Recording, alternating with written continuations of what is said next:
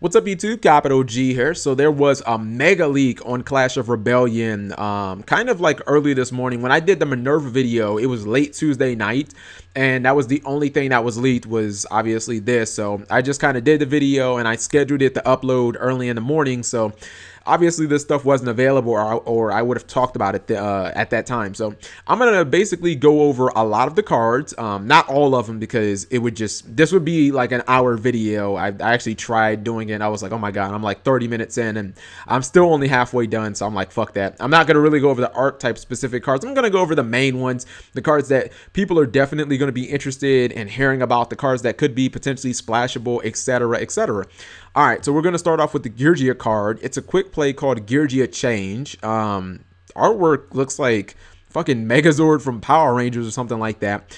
It says you can only activate one Gaea Change per turn. Obviously, it's going to be kind of powerful if you can only use once per turn. Effect number 1, or actually it just has one effect. Target 2 or more Gaea monsters with different names in your graveyard. Special summon them, and immediately after this card resolves, Exceed summon one Exceed monster using those monsters only. Okay, so to me, this seems like Gear is never ever gonna come back to 3, and it's kind of like this is almost like a substitute. Obviously, not having to set it is pretty good, and this card seems to be fantastic in the late game. I like the fact that you don't have to actually exceed into a Gaea monster. You can exceed into whatever you want, and a lot of the Gaeanos, aren't they level 3? So you can just go into whatever you want. Now, honestly, I don't think that Gaea have really been power creeped. I just think that they need more Xyz. Like, all they ever got was Gear Giant X, and Konami really never gave them anything else. Like, if they get more Xyz, you will find out that Gaea are not, like, they're not bad. It's just their options are so limited right now. All right, what else we got? That's it for this page. I'm gonna save Air Force for the next one. We'll close this out. What else we got? Okay, so we'll go to the page 2. I like this one. This one looks a lot like Shared Ride, and then we have another Goblin card. So obviously the lures on these are just getting like more and more extensive. I guess this is after Shared Ride, where Sangan is once again, he got on the wrong bus and he met Graceful Charity, who is a total cutie. But all right, let's see. This is called Wrongful, oh, he's getting arrested. This is called Wrongful Arrest. It's a quick play. It says, until the end phase of your next turn, players cannot add cards from their deck to their hand except by drawing. Oh my goodness, this is really good. So basically, this is kind of like Mistake, but it is for one turn. So this seems like a card that's, I'm trying to think, well, obviously this is good against Necros because you can just wait for your opponent to summon Manju, or you can wait for them, preferably to use like Brio. You chain this to it, it'll resolve first before the Brio does. So honestly, this can be kind of played in decks like Tellarknights that do their own searching, but that can't obviously run Mistake. Like, you don't want to cut yourself off from being able to search, you know, throughout the whole duel, but maybe for like a turn, you just want to lock down the Necros player, leave them with that Brio, make sure they don't get anything out of their Manju, or if they try and go Kaleido Mirror for the Herald of the Arclight. I'm not going to go over all the Necro searching, but you get what I'm saying. So this is kind of like, and it could be potentially better than something like Shared Ride, because with Shared Ride, I may draw a whole bunch of cards, but then you say, okay, I'm going YOLO and OTK me. So, you know what I mean? This is kind of like another option for that. Next up, we have the trap card, Extra Buck, Continuous Trap. Each time a card is added to your extra deck. What? Oh, okay, it must be like if a pendulum is destroyed. Put one spell card, or put one spell counter on this card, maximum of 3. You can send this card with 3 spell counters to the graveyard, draw 2 cards, and don't like it. First off, it requires 3 spell counters. That's gonna take, like, that can take me multiple turns. Honestly, I'd rather just use, is it Shard of Greed? What is the card that, like, it's a normal spell, and like each time you put a spell counter on it and then you destroy it and draw 2 cards? I think it's Shard of Greed. Whichever one that is, I'd rather run that over this. I mean, you can obviously point out something like Carcardi, which is way quicker, but that uses your normal summon. But Shard of Greed just seems way better, and I think it's Shard of Greed that I'm thinking of. You guys are gonna let me know in the comment section what card that it is that I'm thinking of. All right, we're not gonna talk about any of the performal cards because and we're gonna go to the next page actually. So we're going to page 3, which here we go. I was gonna say for some reason I don't have already up because I'm dumb. Oh, okay. Here's the card a lot of people have been talking about. It's called Air Force, which super original name, by the way. I mean, the Japanese name, Shinpu no Barrier. That actually sounds a lot cooler. All right, so this is the normal trap. This is the card that kind of mimics Mirror Force. When your opponent's monster declares an attack, return all attack position monsters your opponent controls to the hand. Okay, so this card is not nearly as good as Mirror Force, not as splashable, just because destroying a monster is generally always better in Yu-Gi-Oh! Than bouncing it to the hand. The only time bouncing it to the hand is like better is when it comes to extra deck monsters. Like even monsters that don't trigger, it's just, I would rather not kill like your extra deck monsters so that you could potentially bring them back. Like, I'd rather just return them. Even if you can summon them again, it's really not that big of a deal. But then there are so many extra deck monsters that do trigger, your Trevors, your Virgils, your Dantes. Like, I would much rather just spin those back and make you have to resummon them. So I think this card could be side deck worthy against Burning Abyss, but that's pretty much the only deck I can think of. Maybe against Shadows, because it is kind of good against the fusions, because when they get spun, they don't get their effects. But if you Mirror Force them, they all get their effects, and you can't even Mirror Force Winda, so that's obviously a problem too. Next up, we have a monster that as soon as I looked at it, I was like, is that Light and Darkness Dragon?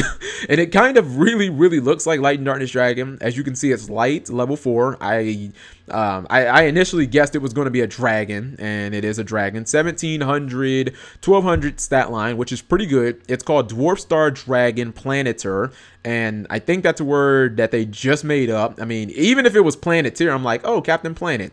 I think that's a word they made up on that show too. But anyways, the effect says, during the end phase, this card is normal summoned. You can add one level 7 light or dark monster from your deck to your hand. Okay, so that's not bad. Actually, I'm changing my opinion on the spot of this card because initially I thought it was level 7 or higher, but being level 7 specifically, it can't even search Light and Darkness Dragon. I mean, don't get me wrong. I know that there are probably a lot of good level 7 monsters out there.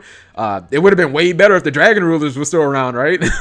You'd have been able to... No, wait, it has to be Light and Dark. Okay, well, fail. Anyways, without me having the card pool, like, at my disposal, I mean, I'm gonna assume that this card is good just because there should be a really big card pool. Red Eyes Metal, Red Eyes Dragon, but... I don't know. I mean, it seems okay. It's a +1. I mean, I'm always about +1s. Chicken Race is a trolley card. Let's scroll down quicker. See what else we got. If there are any other cards. Again, I'm not going to talk about the art type specific cards just because it takes way too long. Another card that I think is interesting is Counterattacking Sea. And as soon as I looked at the artwork, I was like, wait a minute, Flying Sea, Max Sea? I thought of Max Sea instantly. It's a level 4 Earth. I guess insect because I kind of put together the whole Max Sea thing, and it is a insect obviously. During either player's turn, when your opponent activates a spell effect that includes the effect that special summons a monster, you can special summon this card from your hand. Obviously, well, I guess it doesn't matter, but I'd probably put it in defense because it has 1400 defense. Effect number 2, if this card was special summoned by its effect, any card sent to the graveyard is banished instead while this card is face up. So it's kind of like when it's special summoned by its effect, it basically becomes Banisher of Radiance. Number 3, if this card is sent from the field to the graveyard, you can add one Earth insect with 1500 attack or less from your deck to your hand, except itself. So there are a couple of things that this card can actually counter. I wish it won't counter the monster that's actually summoned, but it can make it so that your opponent can't go balls walls using their graveyard and whatnot. Like, you can use this, like, if your opponent would activate a Shadow Fusion or an L Fusion, you can obviously chain this. This guy should hit the field first before those cards actually resolve, which means that any of those monsters sent for the fusion should get banished. The same thing goes with if your opponent goes for like the Kaleidoscope play with Unicorn, the Herald of the Arclight and the Mirror should both be banished before this card. I mean, before well, not before, but actually, what's it called? After this card actually hits the field. And then it does give you a free maxi. So that is pretty legitimate. I wish it could search itself because that would be like really, really good. But it does give you a free maxi. But again, it is kind of restrictive, or it's kind of restricted to when you can use it. Like those are the only practical times I would think to use it. And you got to be careful because it's any card. So like if your opponent summons Construct and then like beats the shit out of you with Construct, like it doesn't really do you any good if like all your Tellarknight monsters are getting their ass whooped by Construct, because they're all going to get banished. It's not just your opponent's monsters, it's all monsters. All right, what else we got? I think that might actually be it for, oh no, wait, there's the wannabe new Solemn card. I think that's on page 4 actually. But yep, let's go to page 4. This will be the last part of the leaks. Again, we're not going to go over every card, just kind of like the main interesting cards. And actually, I do want to talk about this one. This card is actually really good.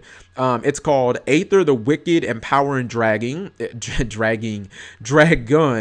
It's a Pendulum Scale 4. It's 2316, the stat line. It's a Dark Dragon, level 6.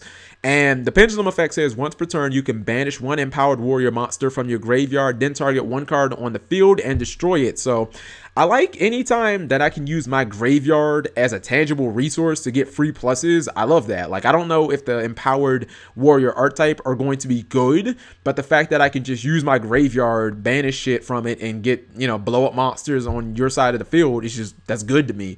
Especially because it doesn't have to be a spell or trap or a monster. It can be either one. And then the monster effect, and this is what really sold me on the card. If this card is normal or special summon, you can target one monster on the field and banish it. Not only is it optional, unlike something like Gaea, so I can just summon it and not have to worry about it blowing itself up, but it's just, I mean, it's good, simple removal. I mean, maybe you can argue it's not as good as Gaea's because it doesn't do the burn damage, but just in general, I mean, I kind of look at this guy and I'm like, this card seems really good. Like, I'd even run this in Monarchs. The stat line isn't as good as the Monarchs, but if I special summon it, I still get the effect, and then the pendulum effect like makes it really good. And the fact that it's optional is really good too, because again, you can't really summon Caius on an open field, but you can summon this on an open field. So I like that card. Really, I like that card a lot. Let's see, there's Lightsworn Judgement. This is the card a lot of people have been going gaga over. It's okay. It's not that great. I honestly, I wouldn't even run it. It's a normal trap. The effect number 1 says place this card on top of your deck. Effect number 2, if this card is sent from the deck to the graveyard by the effect of a Lightsworn monster, you can add 1 JD from your deck to your hand. The card has potential. The fact that you can put it on top of your deck means that you can use Raiden and you can instantly trigger it. To my knowledge, that's the only way to instantly trigger it and potentially drop the Judgment Dragon in that turn. All the rest of the Lightsworns, I believe, all activate during the end phase, or I guess maybe like Minerva, if you foolish burial her or something like that, or if she goes to the graveyard, that would be another one. But Raiden seems much more practical and reliable than that. The problem with this card is simple. It doesn't give you Judgment Dragons from the graveyard. If it would have been grave and deck, it would have been so good, because it doesn't solve the problem of what if I mill, you know, a couple of my JDs early in the game to the graveyard. Now, don't get me wrong. Anytime that you trigger this card, you should be able to get a Judgment Dragon. I mean, you run 3 of them, but this card is probably going to be a 1-up simply because it doesn't get it from the graveyard. I mean, maybe 2, but I don't know. I wouldn't want to draw multiple copies of this card like ever. So it's a decent card. It has potential. I mean, honestly, I think maybe Konami knew that they were going to get rid of the Dragon Ruler, so Eclipse Wyvern was no longer reliable in the deck, so they kind of had to give the Lightsworn deck a way to get the Judgment Dragon, especially since Lightsworn came out in what, like 2008. I mean, it's been 7 years. Give the deck a way to get Judgment Dragon. And then last, actually, let's see, there's the Solemn card, the wannabe Solemn card anyway, and I'm not talking about those. Yeah, we'll talk about 2 more cards. First up will be this card. It's called Lone Reinforcement. I love the artwork because it has Freed writing on the, what's it called, the Fabled Unicorn, and I was like, okay, that's pretty cool, but the effect unfortunately is kind of lackluster. It says target one face-up monster. It gains 1500 until the end of the turn, 1500 attack. This should have been a continuous effect. Like, this would have been good if I got to get 1500 every single like turn. Like, you could maybe argue that would have been too strong, but it still would have been technically a -1 because it doesn't give you any advantage. All it does is turn monsters into beat sticks. Like, no one is going to use this. Like, I'd rather use something more gimmicky like Megamorph and potentially go for some OTK than use something like this where I only get 1500. I mean, I like the fact that it doesn't have any conditions, but it could have been better than me. And then the last card we're going to talk about is Judgement Scales.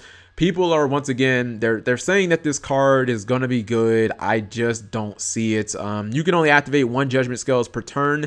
If there are more cards on your opponent's side of the field than you have on your field and in your hand combined, draw cards from your deck equal to that difference. All right, so people have kind of been manufacturing ways to make this card good. Like, oh, what if my opponent has 5 cards and I don't have any and I top deck this? Like, okay, that's great, but why would you want to run a card that you can only use when losing and you could potentially draw and it be completely dead if you're winning? Like, I don't want to do that.